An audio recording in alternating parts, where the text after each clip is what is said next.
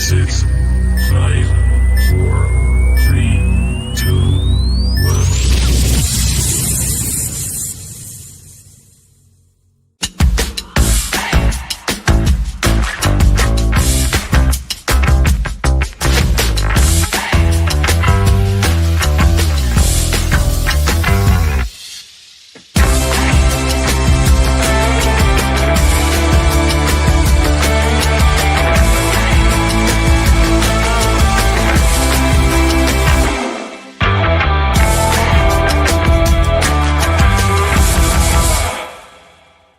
Good evening, everyone. Welcome back to Through Black and White Eyes. It's been a while doing the Premier League weekend warm-up. I know it is the weekend, but it's International Week, so we're allowed to do the show whenever we want, and you can't say anything about it because we're just here to talk about football.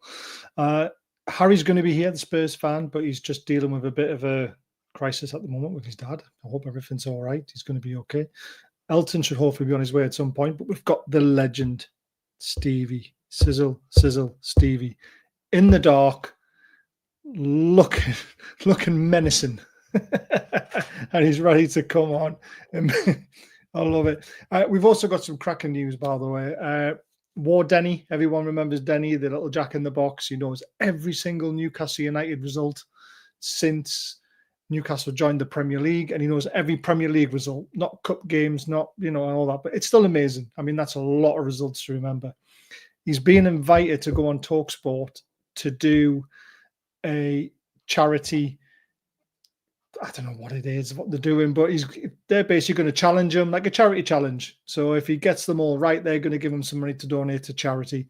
And Denny has kindly says he wants to choose us to choose the charities for him, which I think is absolutely incredible. And we're talking about quite a bit of money here.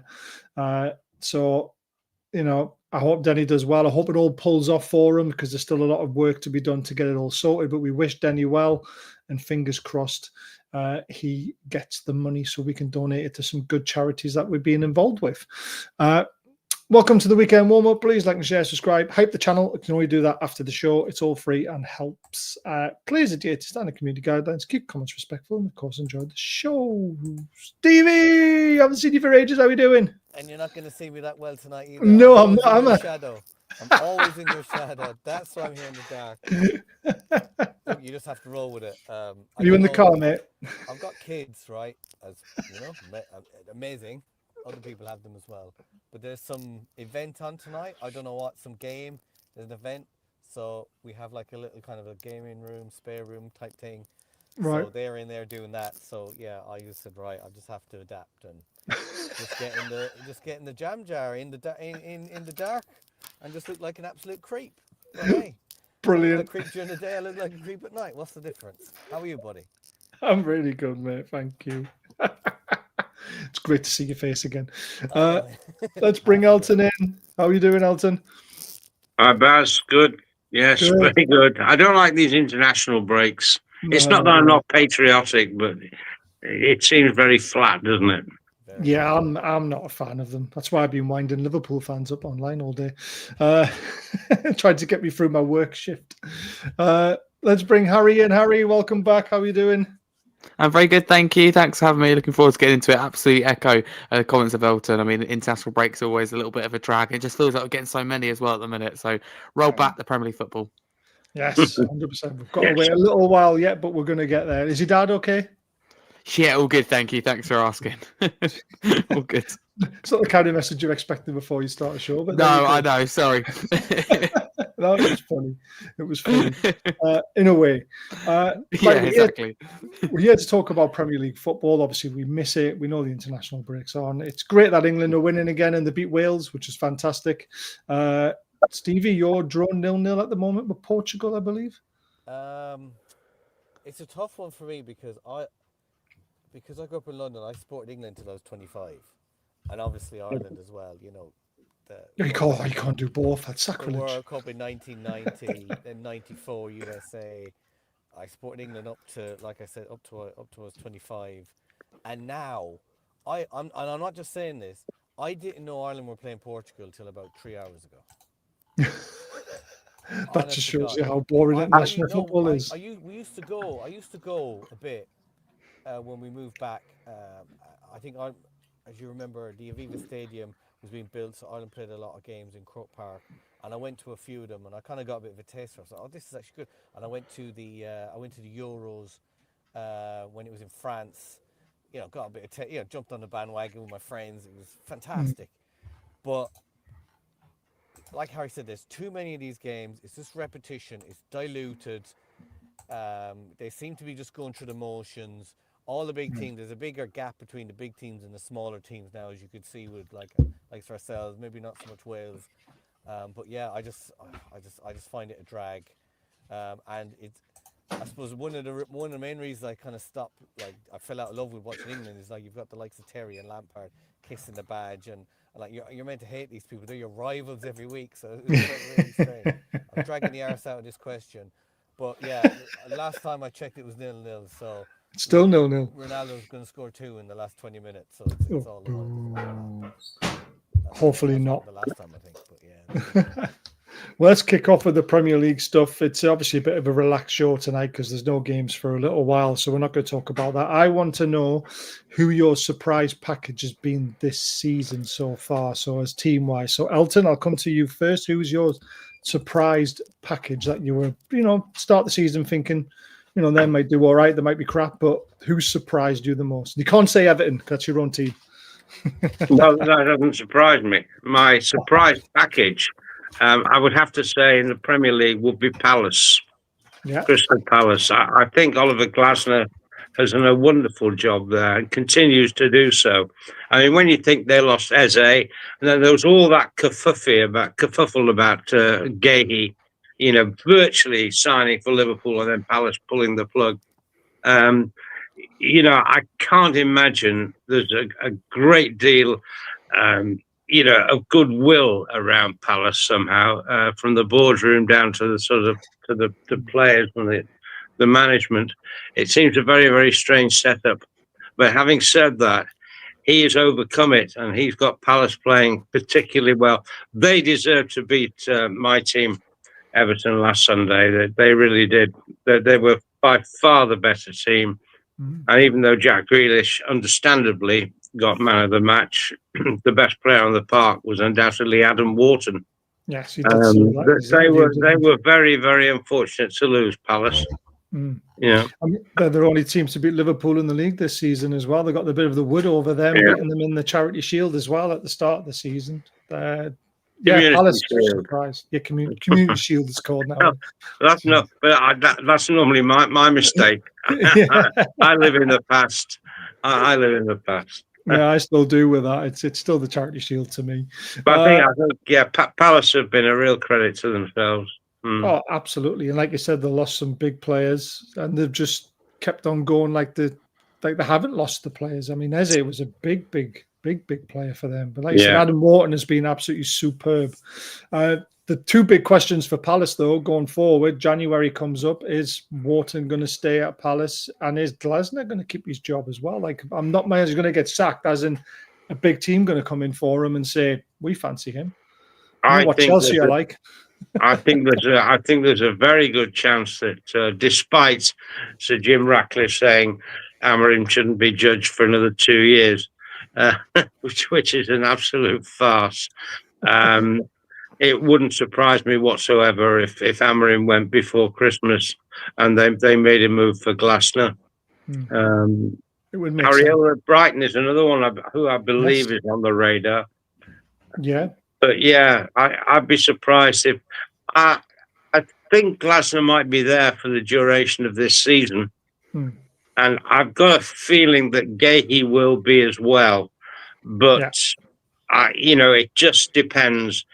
I mean, if he's going abroad, he'll sign a pre-contract agreement in January, and he will stay at Palace for the rest of this season.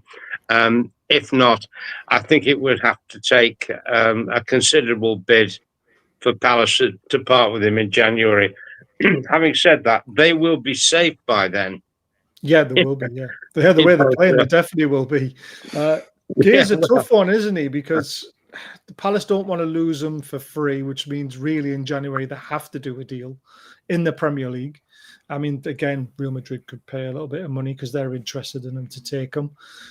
Liverpool look like they could be desperate for a centre back, so maybe they could exploit them a little bit, like we did. Well, I with, told you on a Spanners. previous podcast that I did with you.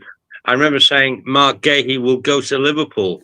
Mm. I was wrong, but I was so close to being right. Yeah. So yeah, it's going to be an interesting. But if he goes on a free, there's obviously going to be a lot of other big suitors. Bayern Munich, Real Madrid, all very interested. Well, that will mean that he'll stay at Palace till the end of the season. Yeah, I agree with that. He'll just sign a pre-contract, and it won't cost the buying club any money whatsoever, other than his signing on fee, obviously, which is vastly inflated if you go there on a free transfer, which in fact it is. And of course, also that means he gets greater wages. So actually, if he does go to, say, the likes of Bayern, Real Madrid, Barcelona, if indeed they've got any money left, it will be for next season after the World Cup. Yeah, I agree with that. And again, that's a good thing for Palace though, because they're obviously keeping a fantastic centre back, even though they will lose him for free. But they could be challenging for a European spot. This is where you get this possible divide at Palace, because the chairman, and understandably, will want to sell him in January and get some money, whereas the manager, Oliver Glasner, he will want to keep him. Yeah. He won't be bothered about whether Palace get something like 15 or 20 million for him in January. He'll want to keep him till the end of the season, where they could still be in Europe then. They might be going for a second FA Cup then. You don't know for sure. I mean, if they carry on the way they are, it was a hiccup at, I nearly said Goodison then. It was a hiccup at the Hill Dickinson Stadium, a hiccup from their point of view. Yeah. They could be challenging for a Champions League place. Yeah, no, you're absolutely so, right. The manager, and I would think the playing staff, would all want him to stay through the end of the season and say, well, that's the club hierarchy's problem, not getting any money for him. Absolutely. We want him to stay. Manager power, there is such a thing, isn't there? Sorry, I don't know if you know this, but Glasner actually threatened to resign if Gahey had gone to Anfield. Yeah, exactly. He said to if you sell my best player, which he was by then because Eze had already gone, he said, if you sell my best player, he said, you're losing me as well. I'm off. Yeah, club captain as well, isn't he? He's a big part of why Palace are doing so well. England international, I mean, you don't want to lose players like that, but unfortunately, being the size of the club, no disrespect to Palace because they're a fantastic run football club, but there's bigger, they call it a pecking order, don't they? And even Newcastle are in a pecking order with, below the big ones, which we don't like to talk about. Yeah. But there you go. Harry, your surprise of the season, is yours same or different? It's different, actually. I think Elton's on the money, in my opinion, on everything he said so far, in particular about Crystal Palace. I think you're spot on, but I'm going to go with something a little bit different. I go a little bit different, and I'm going to go with Bournemouth because we talk about players that they lost in the summer. I think that's a good example. If you look at their back line, they pretty much lost their whole back line bar Adam Smith. So I think they've done incredibly well to cope with that transition. I don't think any other manager, not being funny, not many anyway, would have coped with that as well as Iraola has done. And it's not a case of Bournemouth have only got a little bit worse. They've arguably got better, if anything, and that is crazy. And don't get me wrong, they've signed replacements, but I don't think anywhere near what they had. I think we can all be in agreement over that. So, and they lost them really late as well. It's not like they lost them in pre-season. New signings have come in. It's a case of they left the business right to the very end, and rightly so. At the same time, holding out for what they could get, in particular with their defenders, and then signing players. They left it right till the very end, and some positions not even improving at all. So they've really impressed me. And of course, last season Bournemouth were up there, but then ever so slightly fell away towards the end of the season. I think this is going to be a little bit different. I think they're going to be consistently in and around that top, let's say 7 or 8. I actually do think Bournemouth will be in around that conversation. And Palace are a very good shout, but it surprises me less after they kept Mark Gahey and after Glasner, after all, is their manager. And I just think he's just class in everything he does. Not saying Iraola isn't, because Iraola is as good a manager in different ways. But with Palace, you always felt if they kept hold of Gahey, they can achieve something, even without Eze. As frustrating as it would have been for Palace fans to lose him. I think they always batten to kind of I don't think they would have started this well, if I'm honest. But I thought, okay, they could maybe push for Europe, so they don't surprise me quite as much as Bournemouth have done. Yeah, I think both the clubs' home form is always very particular to look at Yeah. because they're very difficult stadiums to go to. You know, Bournemouth's only 11,000, isn't it? Something silly like that, and they're competing with the big boys. It's crazy. And again, one of the standout players, Semenyo. You know, the way he handled himself, especially at Liverpool, the first game of the season, and the way he's carried on his form up until now has been superb. Are they going to keep a hold of him, though? And that could be another huge blow, and that could potentially derail their season if he leaves in January, which is quite a strong possibility, to be fair.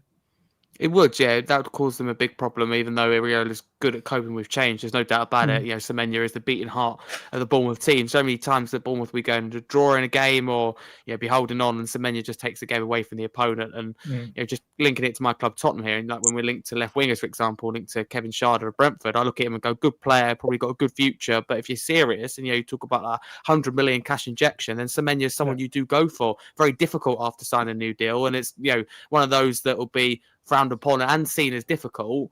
That's why it will be frowned upon. But if you're ambitious and you want to achieve the aim of eventually competing for major trophies regularly and winning trophies, that's the type of signing you make for any club this applies to. So Semenyo's a top player and his future will be very interesting. I think he's definitely going to be at Bournemouth right now. And if you're him, let's be honest with you, let's forget the club we support for a minute. If you're Semenyo, why do you leave Bournemouth? Things are really rosy under Iraola. You've got, for me anyway, the perfect manager. You've got a fan base that loves you. You're playing and beating majority of the time big teams in the Premier League. You're going in the one direction, and that is up. I don't see why you'd leave Bournemouth. And that's just coming from a Spurs fan that, for example, wants to sign Semenyo, and I'm sure all of us on this panel would like Semenyo at our club. Oh, yes.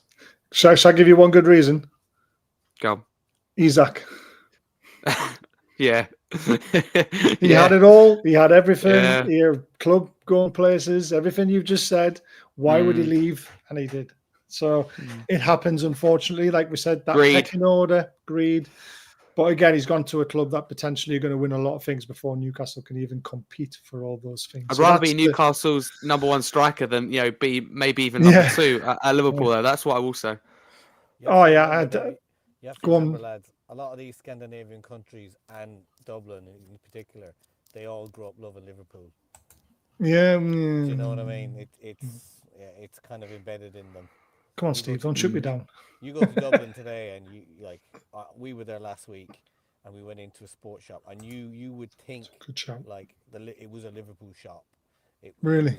More Salah all along the walls, like you're talking 30-foot displays. It's crazy, and I presume no way. I'm not being rude here, but a lot of them Scandinavian countries they would be pretty similar. Yeah, that doesn't surprise me. To be fair, they all look at the Premier League. Know this is important. I can't hear a word he's saying. Nothing. Oh, I can. Can you not? I can hear him. No. Can you hear me, Harry? I can hear Harry. I can hear you, Baz. Oh, right. Yeah, Steve, I can hear everyone. I really can't. I think it might be because you're using your headphones and put the mic a little bit closer to your mouth when you speak, Stevie, and we'll see if we can pick you up better. Turn your mic up a bit, Stevie, is what everyone's saying. I can hear you, but it is quiet. So obviously a few people have struggled a little bit, which is a bit of a nightmare because it's your turn to tell us who your surprise package is. Probably better off. Oh, no, is that better? Yay! Yes, yeah, that's much better. Back in the game. Now you've got to make sense. I just read out the lotto numbers and you missed them, mate. I like it. So, Stevie, who is your surprise package so far this season? Well, fair play to the two lads for stealing my my answers. But what I will say is when Glasner went to Palace, I couldn't believe it. I was absolutely gobsmacked because I'd seen him firsthand. I was there the night we played Frankfurt, and they played us off the pitch. And he was their head coach, and they were phenomenal. And when he came, I thought, right, he's used this as a stepping stone. And when you think of it, Palace have sold their best player the last 3 seasons. Even though Zaha was probably on the way down. Alessi last year, Eze this year, and they're still competing. And I think the Bournemouth manager, one of them two guys has to be in the shoe-in for I don't like to say a bigger club, but a big ambitious club. Man United being one of them, you'd have to look at. If I was on the board at Man United, that'd be the first thing I'd be looking for is trying to get Glasner, because he's tried and tested and he can turn water into wine, and that's what Man United need. But to answer your question, I would have said Palace, but a special mention has to go to Sunderland, because he went there. I went there. We obviously played them in the first game of the season, and look, I know we're pony, but we actually played quite well the first half of that game. And I thought, this is going to be an easy 2-0 win the second half. We'll step it up, and as we do, grind teams down ugly. And they just totally, it was like a different team came out the second half, and they absolutely destroyed us. And they weren't afraid to get crosses in the box. They scored from 2 of them. They pressed us, they harried us, and I think it's important for a team like that that's just come up to get plenty of points on the board at this side of Christmas. At the international breaks, we're giving out about them. Harry's mentioned it there. They're probably helping squads and teams like that. The newer teams, because they get to reset, and if they don't have as many players playing at the top level in international duty, they get them together for a week or so when everyone else is away. So I think a special mention has to go to them, but definitely Palace. Who you lose your 3 best players the last three windows, and you're still competing at that level, and they're really fighting amongst the big boys. But will they be able to keep Glasner? Probably. This time next year, Bournemouth and Palace will probably have new managers, and it won't be their fault. It'll just be someone will just pluck them. Chelsea. That's what they're good at doing, aren't they? Yeah. But normally they plug Brighton's manager, don't they? Yeah. Normally when we have Mike on, it's a running joke. It's like, come on, Mike, who's the next Chelsea manager? Who's the next Chelsea player that you've got coming through your ranks? I do feel sorry for basically Brighton and Chelsea's feeder club, aren't they?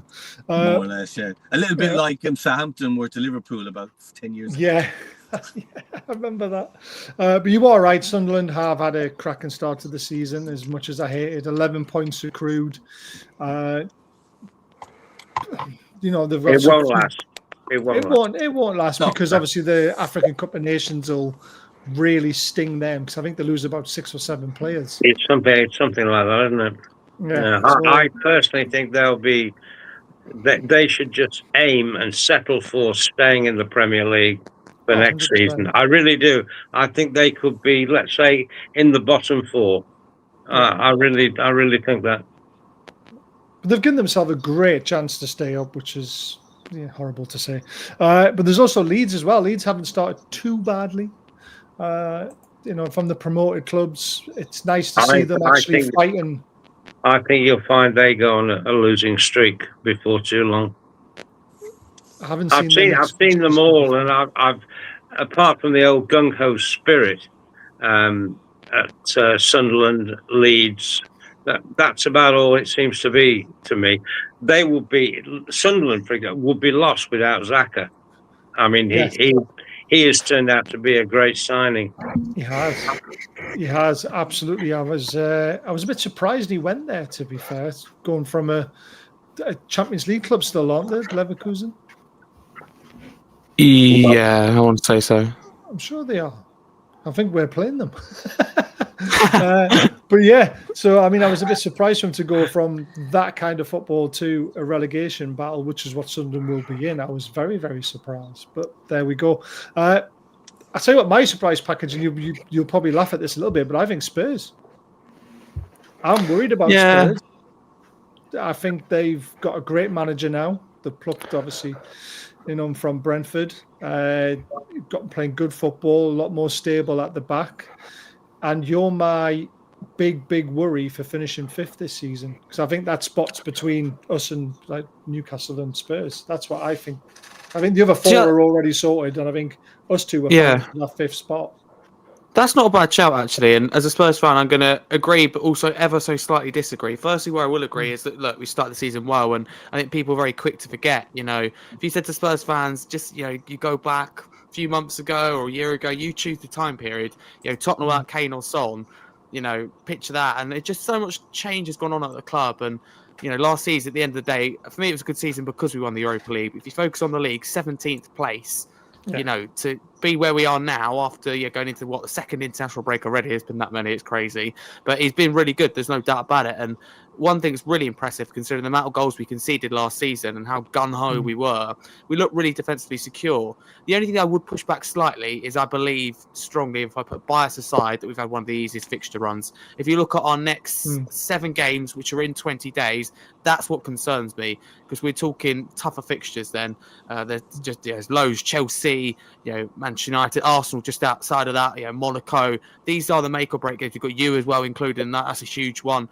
So, do you know what I mean? Everywhere you look, and there's one, I think, back-to-back is like Newcastle, Chelsea, then Monaco. So it's all in the tight period. So that's where it will be tough. So, and the frustrating thing is, Baz, I think we should have more points on the board.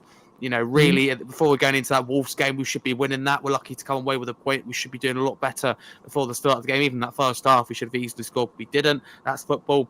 Brighton as well, I think that's a good victory, but it's 2 really poor goals we conceded. And yes, we come back again. And it's a good point when you look back, but at the start of the game, would you have taken a point? That's the problem, and it's what you got to look back on. So it's good, but it could always be better. But I don't think it's a bad shout. I don't think many people will go for that, though.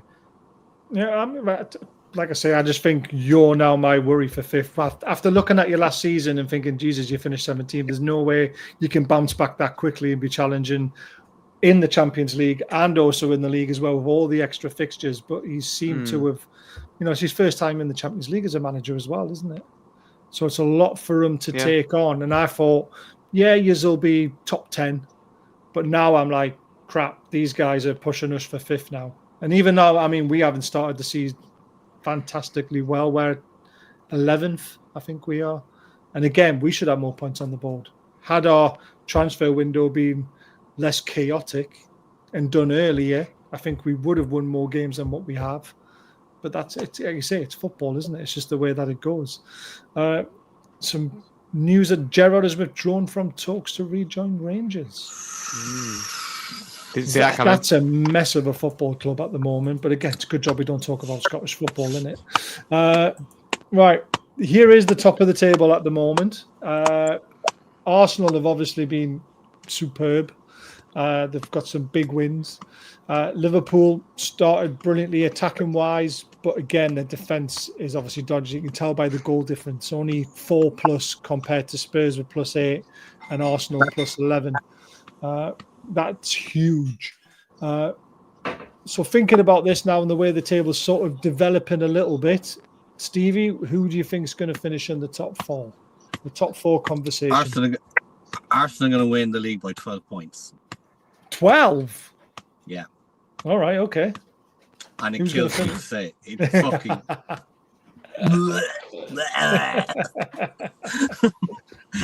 If you didn't know, Steve's a West Ham fan, by the way. Oh, Jesus Christ. Oh, yeah. You won't want to hear me then. Yeah. 12 points. Yeah, they're just not.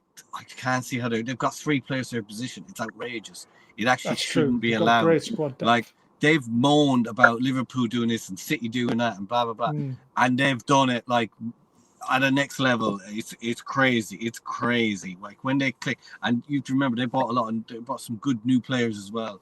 And like we haven't seen the best of Eze yet and all that jazz. So I'm very worried. And Liverpool are stuttering. Like they were nearly flawless last year and they had it all easy. But now, do they have the grit and determination to kind of get their hands dirty and really grind? I don't. If they're gay, I think it'd be a different story because he's an ultimate leader. But I just think they just left it too late and they should have got him. I think City will. I think it's going to be Chelsea. I think it's going to be in 4th. I think City 2nd, Liverpool 3rd, and Arsenal top. Ooh, big shout! That big shout. I mean, this whole like City are dark horses to win the league and all this sort of rubbish. I mean, I've heard some stuff in my time. Elton, what are you going for top 4? I'm going pretty much the same, to be honest. Yeah, it's a bit early, to be honest. It is. Your colours to the mast on something like that. I do, and I think I said to you earlier, well, before the season started, that I did have a sneaking feeling Arsenal would win the title. But I didn't think it hung on Gyökeres either, to be truthful. I never thought that. And I'm not quite sure he's as good as his reputation suggests. But I think even without Gyökeres, Arsenal will be formidable. They've got the best squad in the Premier League. Of that, there's no doubt. From back to front, they've got cover everywhere and quality cover as well. Yeah. So I mean, the way they destroyed Newcastle at St James's Park with the bench, it was just horrible. They're so good. I mean, Mikel's done a terrific job there. People say, "Oh, it's taken him too long," but I don't go along with that. I mean, look how long it took Sir Alex Ferguson to build the dynasty at Man United. No. I think Arsenal. I don't think Gyökeres will turn out to be their, the missing ingredient, if you like, over the past couple of seasons. I don't think that at all this season. I think if he does go on a run and scores, maybe 12 to 15 goals, then they will point to that and say, well, we didn't have him last season. But I just don't see him being quite the influence that a lot of people do. Yeah, no, I agree with that. Obviously, a lot of people saw him at Coventry. They saw him in the English league previously. Obviously, going over to Portugal, it's a bit of an easier league. He kind of bullied defenders, and he was never going to be able to do that in the Premier League. Well, he's a goal-a-game man. He's a goal-a-game man in Portugal, wasn't he? Virtually. Yeah, exactly. The sort of a Haaland type. But he is nowhere near Haaland. People are thinking, well, Arsenal have got their own Haaland. No, they haven't. Believe me. Not even close. Not even close. When I'm looking at strikers and I look at the records abroad, and that, I always say to people, you can half that straight away as soon as they come to the Premier League, because he's not keeping up that kind of. I will say something else on that people are starting to belittle Harry Kane's record for Bayern Munich. Saying, well, there's only sort of 3 real serious games that they play a season, home and away. And that's ridiculous. I mean, he's over a goal a game now. Yeah, he's been phenomenal. He has been absolutely terrific. And then when he plays for England, he scores. Yeah, exactly. But the Germans are meant to be the masters of defending, aren't they? So Harry Kane shouldn't be getting that many goals if he's not that good. See, Harry can play 10 or 9, and he knows when to go. See, he knows when to go. And like, even though he's a little bit slower, he just has that experience, and he can glide into positions, and he's just a king at that. So I'm just glad he's not coming back into a number 6 position anymore and trying to play that creative Declan Rice player. That's just like, what are you doing, Harry? Get on the bloody front line, man. Yeah, exactly. Get in and cause havoc. Exactly. The thing about the new Arsenal striker is, and just alluding to what you guys were chatting about, he doesn't have to be great now. He only has to be great February, March. Do you know what I mean? He can find his way, get used to his teammates, and then do what Cantona did to Man United all them years ago when he scored like 6 winners in the last 9 or 10 games or something, if you remember. Was it 93 or to 95 or something like that? And he just absolutely won them the league. That's all this guy has to do. And I think, there's enough good quality around him. You saw a couple of goals he scored a few weeks ago. He just in the box, just needs to be there. Yeah. How many times have we shouted at Arsenal on the telly? Just bloody put your foot behind it and just have a box striker. And now they have it, unfortunately. Yeah, stop trying to walk it in, basically. Yeah, exactly. Harry, your top 4? Good question. It's the first time it pays me to say Arsenal win the league. It hurts. Third time lucky, but I will say with Arteta, I mean, I think he's the most insufferable man in football. There's actually no bias involved in it, because I have this thing, and I'm very lucky where I can put bias aside. Like, I think that Arsenal are a fantastic team. Totally agree. They've got a lot of depth. It's painful to say, but they're just about them, and you just look at them and go, you get better game by game, and like against Liverpool, for example, they were always going to score. And yes, okay, it was a set piece, but it just felt like it was, kind of inevitable. And of course, Liverpool turned out they scored from that free kick. Arsenal, if anyone was going to score, would be them. But my top 4, unfortunately, would be Arsenal first. This will surprise people, but hear me out. Chelsea second. I think they're very, very good team when they have 11 men on the pitch. There's offended, but you know they're literally looking with 11 men on the pitch, and I'm actually going to make a prediction here. If when Chelsea have 11 men on the pitch, I don't think they lose a single game this season. I actually think they're that good in terms of, we talk about depth. Someone like Lavia, for example, to step in for Casado is a prime example of what I'm talking about. I mean, those two, I mean, they could start them together for all, I care, but they're both excellent. And that, Chelsea midfield is being the beating heart of the team, and they will suffer with Palmer being out. There's no doubt about that. But I think they will find ways round. I think, for example, Pedro's going to struggle, but they'll try and get goals elsewhere. I think Garnacho is going to do a lot better than people think. And for Chelsea, the problem right now is the amount of centre backs they've got out, and the fact that Palmer's out for a long while. That's what makes that second place interesting. But I think they keep Lavia fit, and when you have the likes of Lavia, Casado, Fernandes, that midfield, Enzo Fernandez, you're going to be absolutely okay. So I'll go Chelsea second. If Casado gets a bad injury, if I'm not wishing it on him at all, but if he does, that will be the end of their, if you like, title challenge. He is a terrific player. Yeah, he's good. I personally think that Lavia can step in and do a very good job based on what I've seen from him in the last few games. You're absolutely right, though. Casado is very, very key. So that'd be my top two. In third would be Liverpool, and that's bold, no doubt about it. Even despite what we've seen so far this season, but I think it's going to be really tight. And so I do think Arsenal will win it, but I think it will be tight. I think the top three will be split by about 4 points, 5 points at max in the end. I think it'll be that tight, and I think it'll be Manchester City in fourth. But I think that fourth position's up for grabs, to be honest with you, between hopefully my club Tottenham, Newcastle. I think that's quite open. I think City look good, but I don't know. For me with Pep, I just think it's one season too many. Still, I have that feeling within me. I just still think, very raw, very young players still in there. I just think they need another season to get really together. Ooh, good stuff. I like controversial. Yeah, very controversial. Well, again, it's all about opinions, isn't it?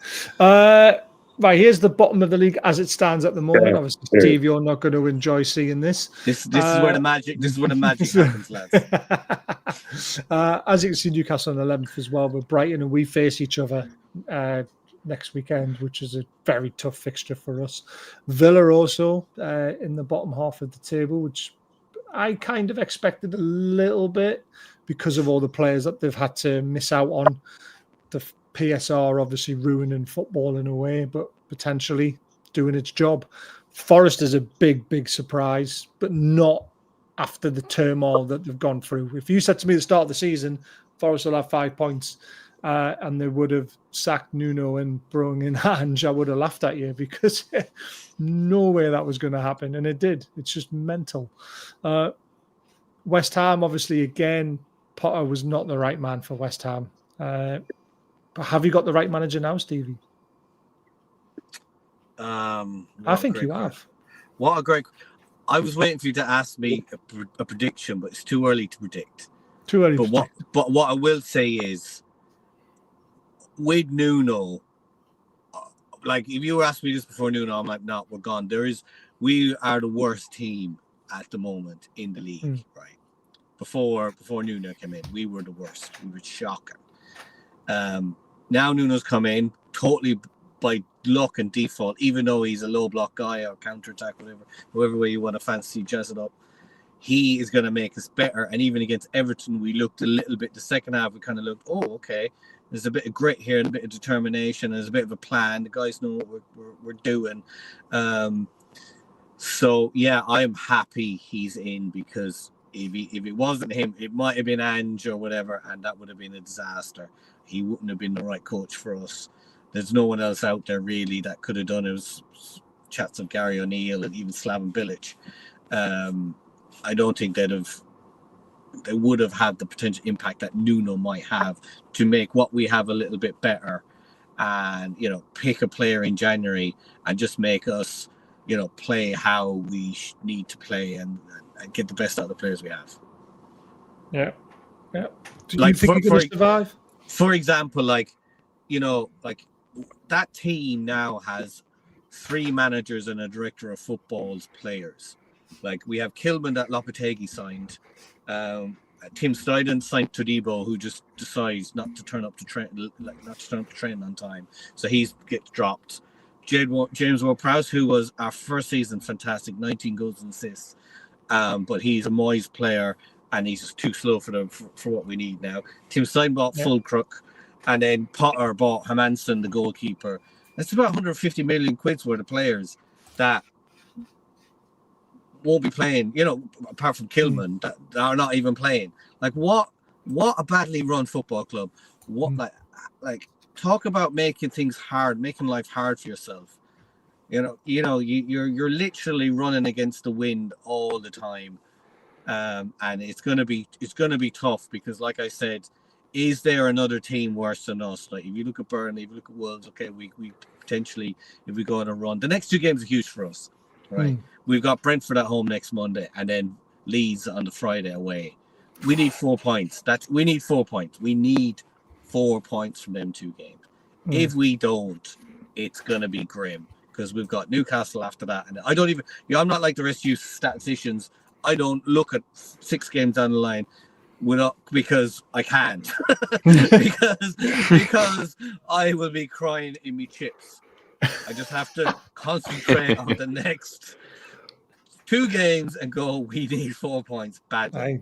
Take it a game at a time. That's what you're meant to do. There we go.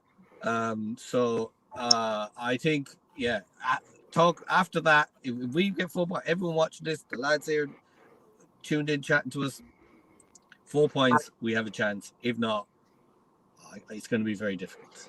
We'll go back to the top of the table because that's where Everton are. Elton, 8th at the moment. David Moyes has done an absolute fantastic job. I know you weren't 100% keen on Moyes coming back because you wanted a younger, hungrier manager. I was keen for him to come back, but for 6 months. That's what I mean, like long term. But long term, I wanted someone. I knew exactly who I wanted as well. Sebastian Hoeneß from Stuttgart. He's going to be the next up and coming coach to come and make an impact in the Premier League. Believe me, who with? I've no idea, but he will be the next. Yeah. How do you sum up your season so far? You're very pleased. Jack Grealish has worked wonders. Well, I would actually say, and I got shot down by the other 2 by saying this, but I think Jack Grealish has been the signing of the summer for anybody, because what he's done is completely transformed the atmosphere at Everton. All of a sudden, players, are playing without a leash on. That they're expressing themselves. Yeah. Kieran Dewsbury-Hall was a terrific signing as well. We missed him against Palace, actually. Because in transition, he's been superb. He'll pick the ball up, say even a loose ball, a second ball in midfield. He'd make ground 20, 30 yards, give it to Grealish, and then who knows what's going to happen when Jack gets the ball, because he is such a wonderful ball player and ball carrier. But that's the thing with us at the moment. We've got ball carriers for the first time I can't remember. I can't actually put my finger on exactly when we had as many ball carriers as we have at the moment. Nadai, excellent player. Grealish, international, world class on his day. And Dewsbury-Hall, not in quite the same way as the 2 wide players, but from midfield he can run with the ball. He can carry it before he dispatches it. And then, of course, in the wings, and we don't know how good he's going to be yet, is Tyler Dibbling, who is, again, a ball carrier. So what we're lacking is a number 9, because we have Beto, who, not bad to bring in and maybe tire a back 4 by running at them, breathlessly. And then what do? We go and buy another one in Tierno Barry. We bought a Beto clone in Tierno Barry for 27 million, which is money we couldn't afford on a dud, basically. Yeah. So we need a number 9. If we had a number 9, I'm pretty sure we'd be certainly 4 points better off than we are now. Yeah. If you want to know what my short-term answer would be, until maybe we can pick someone up in January, which is a terrible time to try and buy a striker who's going to maybe get you 9 or 10 goals between January and the end of the season. I would play young Charlie Alcaraz at number 9 as a false 9, the way Kenny Dalglish used to play. And then Yes. he can accept the ball and pick his pass to one of our attacking players who have got great ability, Mm. and try doing it that way. Yeah. Alcaraz actually, if you would say one player who changed the game against Palace on Sunday, it would have been Alcaraz's introduction to midfield. But here, I'll just finish on this one because I'll get too long-winded and boring. That we had set. We're talking Everton here. £70 million worth of talent started that game in Dibbling and Barry. They were both hauled off at half time, and they weren't injured. Now that tells you about a little bit about our recruitment. Now, Dibbling is definitely one for the future anyway. But you don't spend 45 million in Everton's position on a player who's not going to say come good for another 12 months. You just don't do that. But we did. And if you're going to buy a number 9, you don't buy Beto Mark II. No, you don't. Diblin was a steal, by the way. A lot of people were looking at him. And then... Oh, hold it! I've okay. It's almost he's almost making cameo appearances at the moment. But he looked. I watched the game on. I didn't go to the Hill Dickinson on Sunday. I watched it on television, and there was a close up, quite a big close up of Tyler Dibbling at the start of the match because he was starting, and I have to say, he looked like a rabbit caught in the headlights. He looked frightened. It's the best way I can describe it. Right. He looked overawed, and I thought he's not going to play today. Sorry, he's not going to perform today. And he didn't. He hardly got a look in. I mean, I put that somewhere on Twitter as well, and some guy came back and said, well, yeah, he never got a look in because all our balls go to Grealish.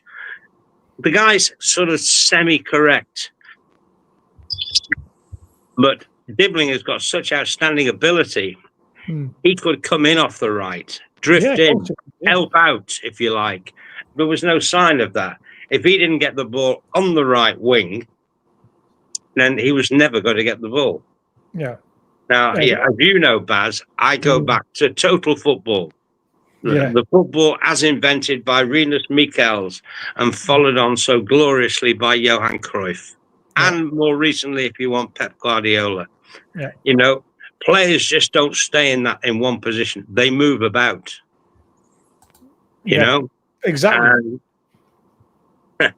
And from up to now, Dibbling has shown no signs of doing that. But he is very, very young. He's a teenager. Yeah, of course he is. Maybe he's just used to being in a Southampton team that were very, regiment. You stay on your wing, you do this, you do that. Maybe he's just not used to having that freedom yet. Well, we'll see. But I mean, he's certainly one for the future. But I don't see him featuring a great deal, certainly up until AFCON, because then Moyes is going to have a little bit of a rethink because we're going to lose probably 3 players. Who we're going to lose?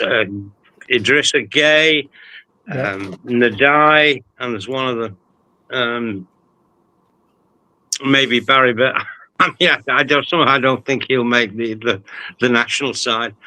I think there's one of them, but I can't quite think of it. We'll certainly leave 2. And Idrissa Gueye has been a revelation for the past 18 months, to be honest. Yes. He's been absolutely terrific.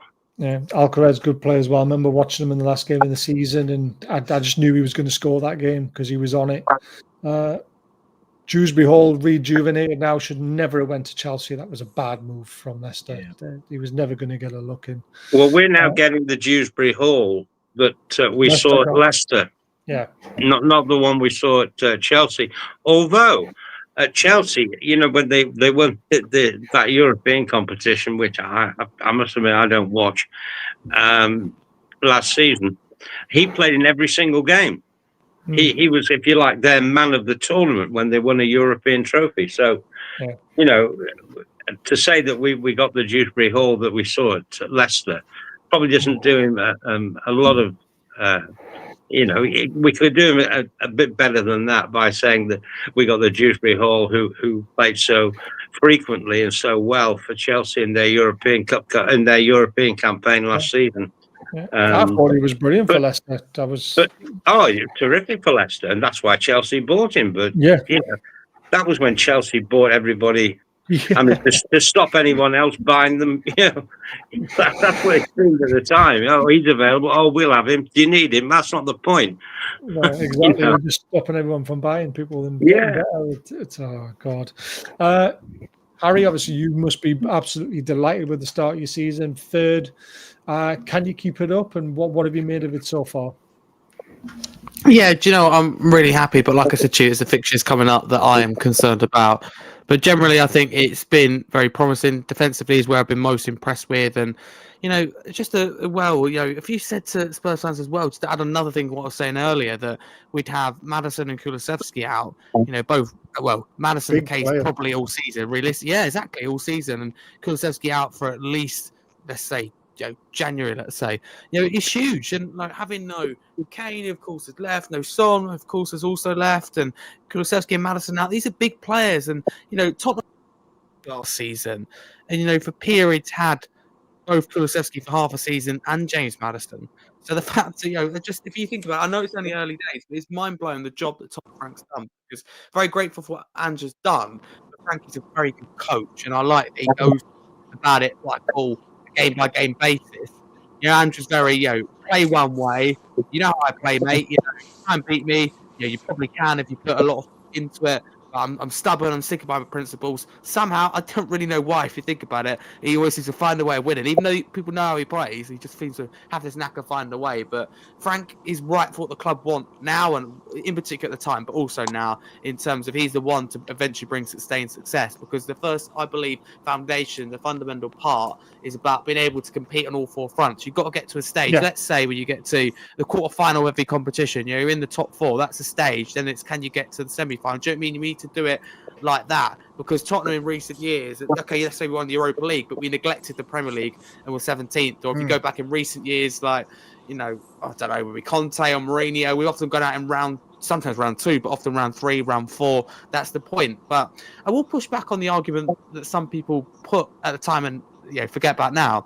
We actually, in my opinion, done all right last season, because not only did we win the Europa League, people forget this, we got to the semi-final of the Carabao Cup, and we're only knocked out in the second leg against Liverpool. We actually beat Liverpool at home. So this idea that Ange could only do well in one competition is a little bit of a false narrative. We neglected the lead and it was embarrassing. There's no doubt about that. Awful. But at the same time, he was given, in my opinion, nothing. He was given nothing really by the board. A lot of change when he first come to the club, but that summer window and again that January window wasn't enough. With the players we had out. But even now, I'm frustrated. Even though the ball's different, things are a lot better and rosier. I can't speak highly enough, for example, of the new CEO or just generally the direction the club is going. It looks good, further investment. But still, I mean, I'm interested to get your thoughts. For example, Baz, as Newcastle fan, they're a big club and going to achieve things this year. But would you be happy with Newcastle going into the season with 3 fit centre backs? I get the feeling it would be no, because that's what Tottenham done, and I can't get my head around that. 3 fit centre backs, and I just think. What world do you think that's okay when you've got the injury record of Romero and Van der Ven? I actually think they'll both be okay because it's a different system, but things like that, you make you think, really? And then you let Son go, but you don't replace him, or we still haven't to this day. I think, okay. And then you got, likes of Richarlison still here. So we could do always better, but, that's just me. I'm always someone that looks at what could we have done better? How can we get better? Yeah. But reality is, if you said to me, you'd be 3rd place on the 11th of October at the time of recording, I would have absolutely taken it, even though I knew we had an easy run. So Frank's doing very well. I think he's a good coach. And, when things go wrong, this is the next stage. 7 games in 20 days, 7 tough games, I'd argue. At least 6 are tough, really tough. This is where we need to stick with the players and stick with Frank, because we're going to lose at least one, if not more of these games. And fans, in particular Tottenham fans, seem to have a very short memory. Way about of reacting. Short memory, yes, and a way of reacting quickly. Because I promise you, and this is really sad, let's say that Tottenham lost 5 of those games and drew 2, then Frank would be on the verge of being sacked, being Ruben Amorim right now. And that's what isn't right. And that isn't right in football. And it's a general football thing, but Spurs fans are very quick to react, as they are with players. So, no football to react. Good start to the season. Well, yes, that doesn't help. On your question about going with only 3 fit centre backs, we've done that with no strikers at the start of this season. Well, I'd argue that you again, push me back on this if you disagree, but I'd argue that in the end, you probably got a good outcome. I think in terms of not having Isak because he's going to, I think, cause problems anyway. I think you've got the price that was probably you wanted in the end. And I know he's injured at the moment. I think Wissa's okay, but Watermarder, I think, is a superb signing. I think having Watermarder and Wissa, in my opinion, is better than Isak and Wilson, but that's just how I feel. Absolutely 110% agree. The problem is the timing that it was done. We should have beat Villa, and we would have beat Villa if we had a striker. We would have beat Leeds if we had a striker. True. So we are, because of our poor summer window, because it was poor up until the last day of the window. Yeah, that's where the issue is. A bit like with Bournemouth. Bournemouth have been able to handle it better than what Newcastle have. It hurts you though, doesn't it? Even if you get the business right and you leave it till late, it's just like Crystal Palace. I keep using this example, and it eventually will become outdated. But not last summer, the summer before. Go back a year ago. If you remember, Mark Gay was on deadline day again. Funny enough, like this year, meant to go, and they had a game, Palace against Brentford, and they lost 2-1, and Mark Gay scored an own goal. Well, the night before, we got the possibility he could be making a move away from Palace, and Eze's future was up in the air. Elise's future was up in the air. Tariq Mitchell's future was up in the air, and it's affecting Palace on the pitch, and it did. And I think the window, I know why it's open. It's interesting, don't get me wrong, but this window being open in the early stages of the season is starting to really cost clubs. I think Palace had an uphill battle. They had a really good second half of the season. Funny that, when the team was settled and they knew players wasn't going anywhere. Yeah. The thing is with the windows and when they're shut, it has to be agreement across all leagues, as in Italy, Spain, France, of course. Holland, Germany. It's all got to be decided. Let's close them all before the start of the season. But there are some, aren't there, that still open after. Isn't it the Turkish window and Saudi Arabian window later? That's right, yeah, even later than what this window is. So that's the issue there is, because you could still lose players, and then you definitely can't buy a player to replace. So that's the frustrating thing. Right, very last question, because obviously we've burned through those ones and we've now done our hour. There's the bottom of the league again. Harry, you're predicted 3 to go down. This might surprise people slightly. Well, the team that I say first isn't, but I think there's only one team for me that I'm really confident will go down. And it is Wolves. So I think they get better, but I think they go either way. Apart from that, I really struggle. And Burnley, don't get me wrong, I don't think they've been fantastic, but at the same time, they should have more points on the board. So I think they could be a little bit higher. And I just have this image in my head of finally, getting Burnley to stay under Scott Parker. I just had this image on the last day of them somehow scraping, staying up, but it's more of a fantasy. So I'm going to go Wolves in 20th. Believe it or not, I think Forest, I just think, and I don't mean this horribly, but because of Mariakis more than anything, I hope this is the case. I think Forest will go down. I just think it'll be so disjointed with so many different managers. I think so too many players again. It's not going to gel. Left their business too late. So I'm going to have Forest 19th, which is like incredibly bold. I know, I do recognise that. In 18th place, which is again, I keep changing my mind. I'll be totally honest with you, who I think is going to go down. But for now, I'm going to say Brentford, which doesn't feel right because someone like Henderson's been a really good signing and I think could be very key in staying up. I just think it's the fact that Leeds will do all right. I think Sunderland will be okay. I think Burnley will just stay up. I think it'll go to the final day, Baz, if I'm honest with you. Yeah. Between the likes of Leeds, it may be even Sunderland, but let's just say Leeds, Brentford, Burnley, Forest. I think we'll all be in it at the end and it will be like really, really tight within a point or two. I could just have this image of my head of Burnley scoring late to get an equaliser and they stay up on goal difference. I couldn't shift it from when. As soon as I found out Burnley were promoted, I was like, look, Scott Parker, this is the year. He's going to finally keep a team up. He's not going to go straight back down. I had this in my head that no newly promoted team is going to go down. So for now, I'm going to stick to that. That would be the first time ever, wouldn't it? Oh, it's happened once before, I think. I just looked at it and went 2 years in a row. You've got all 3 newly promoted teams went down. I was just like, come on, let's be bold and let's predict that all 3 stay up. And I think maybe only just, but I think that might be the case. Yeah. I mean, Forest, their owner is basically their worst nightmare, isn't he? I feel sorry for the Forest fans. Yeah, I just feel so sorry for the Forest fans. I really do. They seem to like him, though. If you speak to Forest fans, because he protects the club and has their best interests, they would say that's the problem. He's just annoying for us. But I think he's annoyed a lot of Forest fans with sacking Nuno and bringing Ange in. So I think that kind of, yes.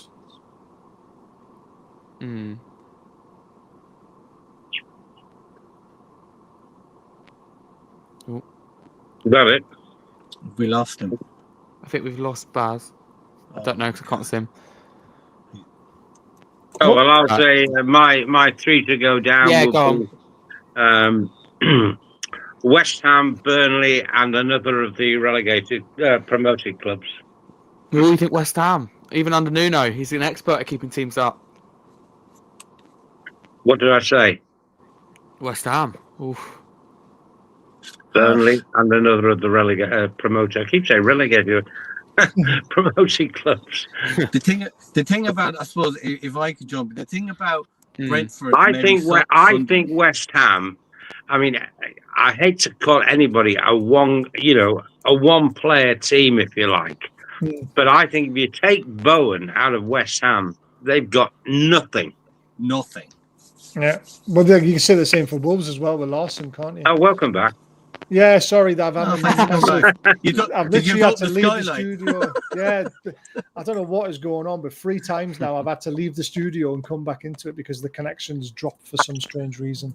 It's never happened before, but it just decides to do it tonight when we're near the end of the show. 3 times.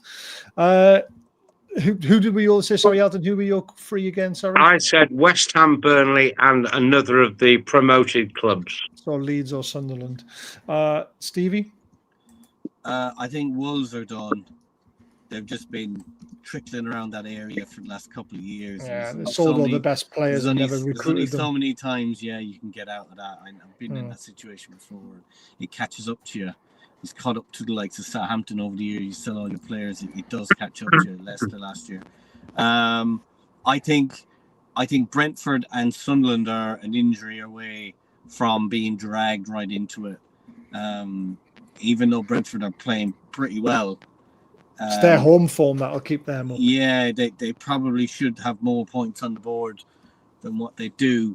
It would tell a lot when we play them next Monday. Special mention. I watched that game against Manchester United, and Brentford were absolutely shocking. They were awful from start to finish.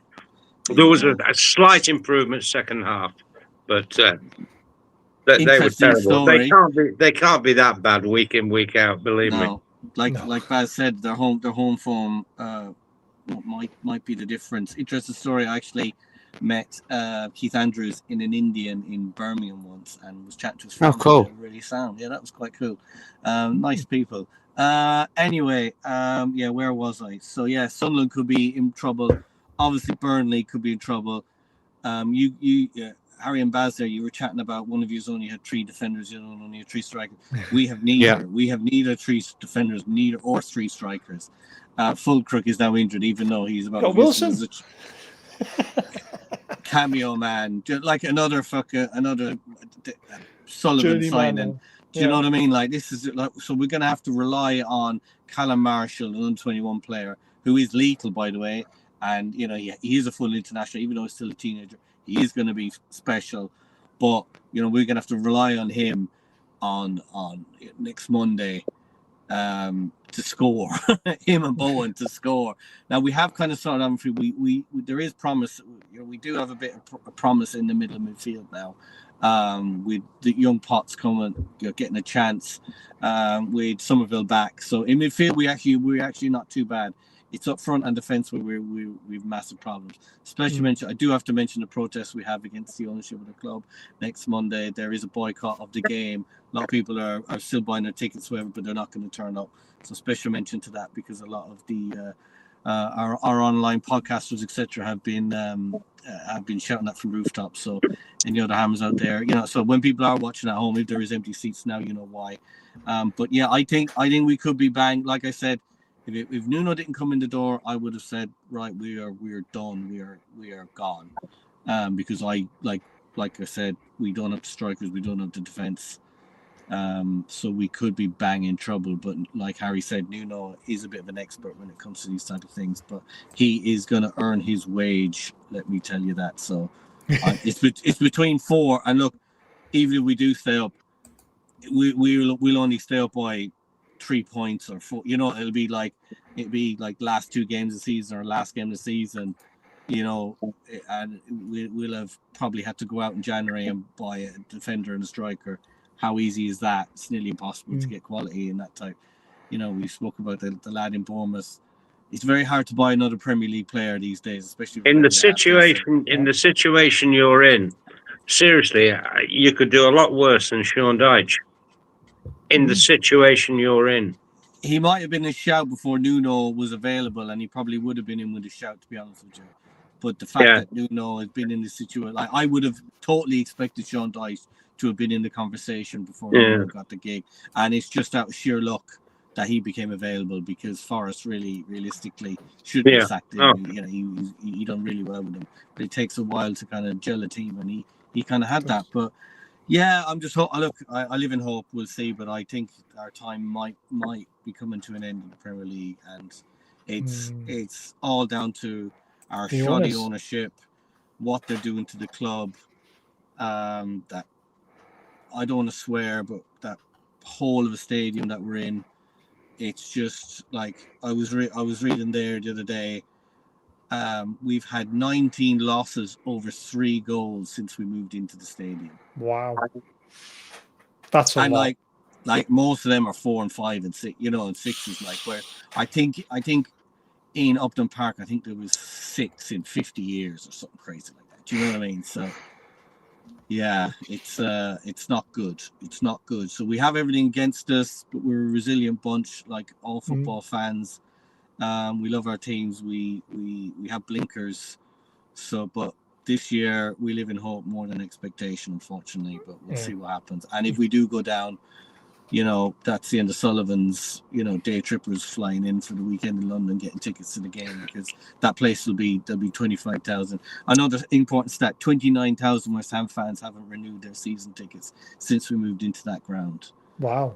So you take 29,000 fans from Tottenham or Newcastle or Everton, you know, that's your core, that's your lifeblood, that's your hardcore fan base.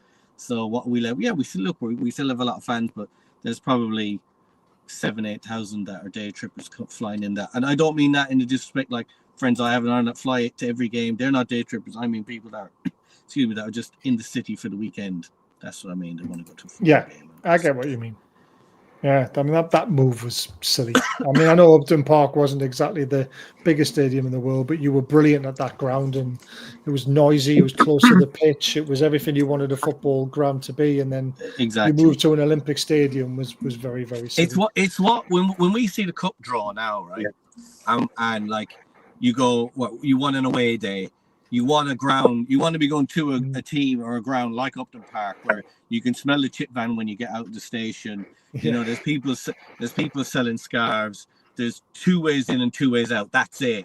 Yeah. You know, whereas like we've got the spider web that I'm not going to go into. Everybody knows how it's doing, and everyone.